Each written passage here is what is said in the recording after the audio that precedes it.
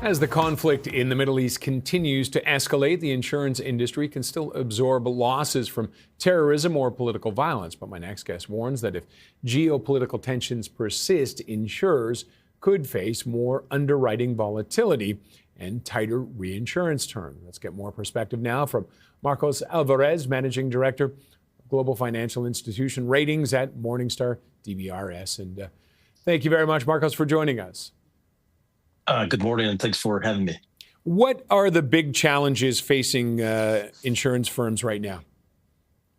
Well, I think we have to differentiate between those on the property and casualty spectrum of the insurance business.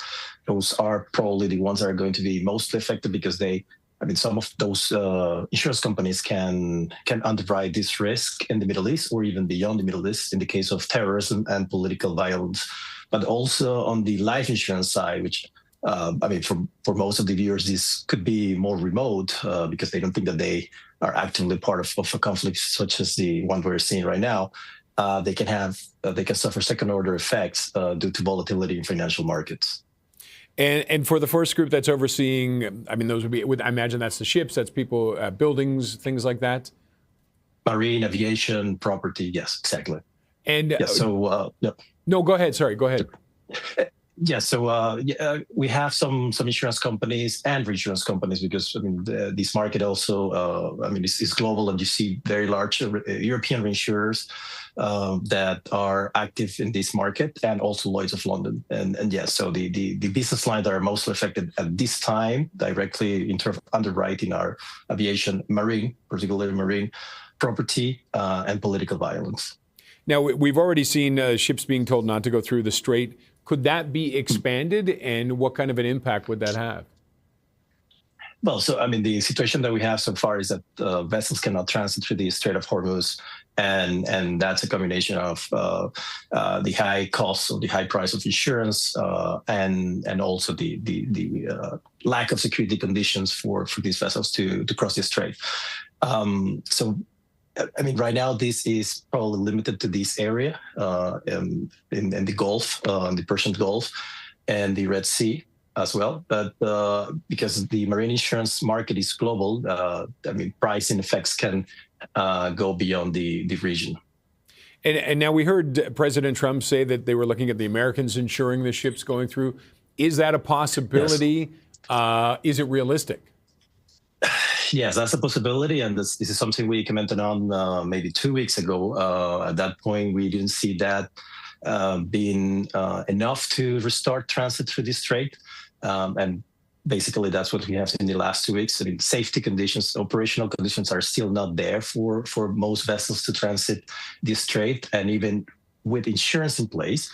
And it's not enough for these vessels to take the risk, or for the ship owners or crews to take the risk of transiting through the strait.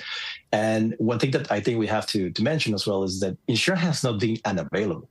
The Lloyd's of London market and also the specialty reinsurers has been offering war risk insurance since the beginning of the conflict. At very high prices, yes, but it's available. Capacity still is in place for vessels that want to travel in the region with a special underwriting conditions and a special pricing.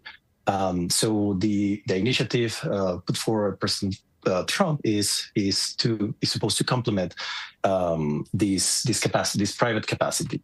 But again, it's not enough just to have insurance. There is a real risk of being hit by a missile in the region.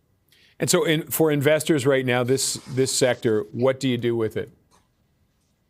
Well, yeah, the prices of the stock price of many of the global insurers and reinsurers, of course, have been affected. And I think we will also see some effects on big life insurers, which are not underwriting this risk directly, but they will suffer some volatility on their investment results. So, I think that we have to understand that the global insurance industry, in particular the P&C industry, because it's the most affected at this point, is well capitalized, is coming from a position of strength because of relatively high interest rates in the past 3, 4, 5 years.